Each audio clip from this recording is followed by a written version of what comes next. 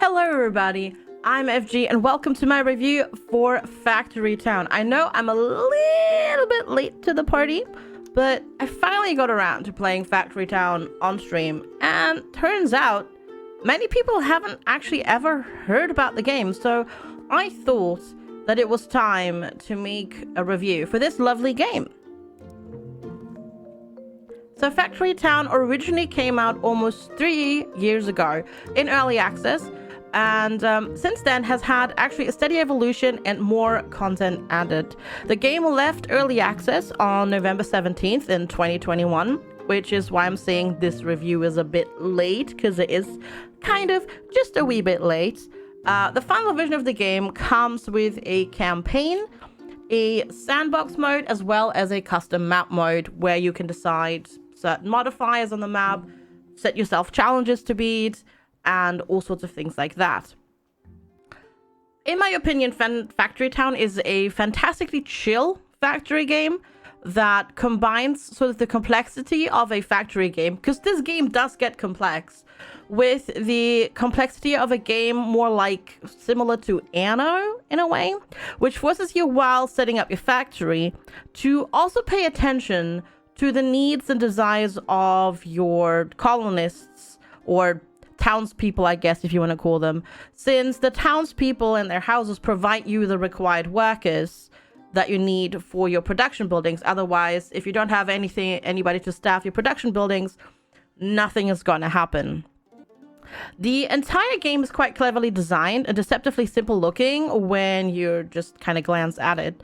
But especially once magic and all, I'm going to call them like sort of 5 forms of transportation are added, the game becomes really, really complex. Those transportation modes are from simple to more complicated.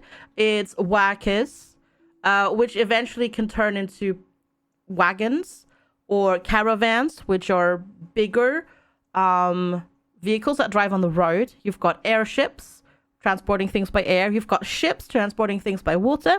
You can have trains, and also, and this is a factory game, of course, they're there, conveyor belts and chutes, which are gravity-driven conveyor belts. They only work downhill. They only work with certain resources, but they're really convenient. So far, I personally have put around 19 hours into this game on stream, and that's on stream exclusively. I haven't yet played it by myself. And until now, I've only played the campaign, and I haven't made it all the way to the end of the campaign yet. I'm actually still working on map 5 out of 8, and it's taken me 19 hours so far to get there. So even if you just want to play the campaign, you get a very decent amount of entertainment out of this game, which is pretty awesome. So map 5 doesn't even have the highest complexity level yet. You don't have all of the magic tree yet. You don't have the airships yet, but it does take you several hours to beat a map in the campaign. The campaign itself is sort of very close to a traditional city builder campaign, where it slowly introduces you to new mechanics, and there is a little bit of repetition of stuff that you've done in the map before, but that repetition actually helps you to learn the production chains, and you'll get faster and faster at setting things up. And it's actually a pretty great way to teach you the mechanics of the game without ever feeling tedious or unmanageable.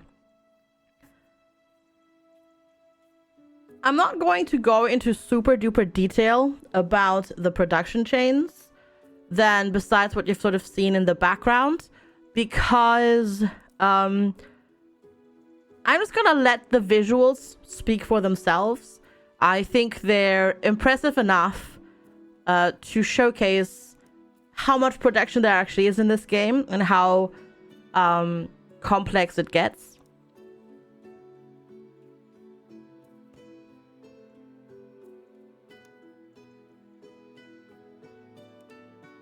Instead, I'm going to cut right down to the chase and quickly mention what I personally don't like about Factory Town and what I think could be sort of done better. There's not much There's not much. And even the things that I don't like don't prevent me from recommending the game at all. I'm being really, really nitpicky here. But I think it's important enough to mention this sort of stuff, so I'm going to quickly talk about it. Mostly, my biggest issue is that I wish the UI were bigger. And what I mean is, not the UI up in the top left. The top left is fine. It gives you enough information at a glance. Everything is, you know, legible and all that sort of stuff. But what I'm actually talking about is the hotkey bar down in the middle of, like down at the bottom middle of the screen. It is way too small. Like, it's way too small. As somebody with wonky eyes, it's way too small. Like, it's really hard to see. It's really hard to see. So I've never actually used the hotkey bar while playing. I've always done it more complex. Like, you know, press B for build and then select what I wanted to build, because that is not usable for me. The problem is you can scale the UI, which is neat. But if you scale the UI, it scales both. And while the bottom hotkey bar is properly scaled, the UI element in the top left is, well, humongous. So big that it's practically useless. So yeah, if you could get either the bottom bit scaled up, or like scale both of them different, like, you know, apart from each other, like split the UI elements and then let me scale the bottom bit but not the top bit, that would be perfect.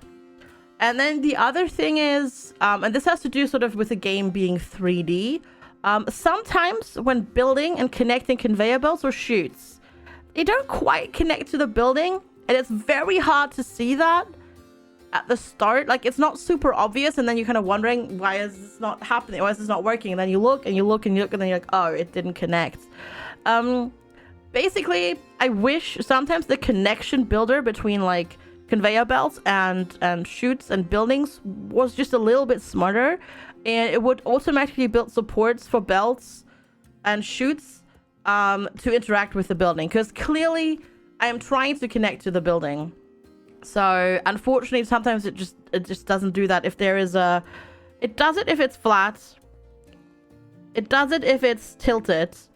If there's like a slope, but it doesn't do it if it's a wonky. I'm gonna call it a wonky slope, which is sort of a where half is sloped one way of it, like half of a tile is sloped one way and then half of a tile is sloped the other way. Then it doesn't do it, and it becomes that's sometimes really hard to see. So yeah, the problem is well, not the problem, but the game already sort of has a smart building system.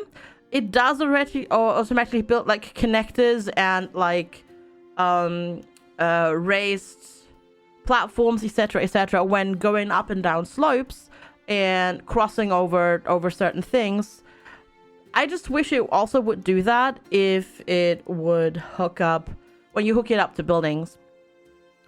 Ultimately, though, really, these complaints are minor, and they don't really detract much from the quality of the game at all, which, by the way, I'd like to mention, single dev, so this entire heckin' game is like incredibly impressive. Basically, I highly recommend the game if you're looking for a chill factory game experience that has no combat, which is the factory game that I prefer.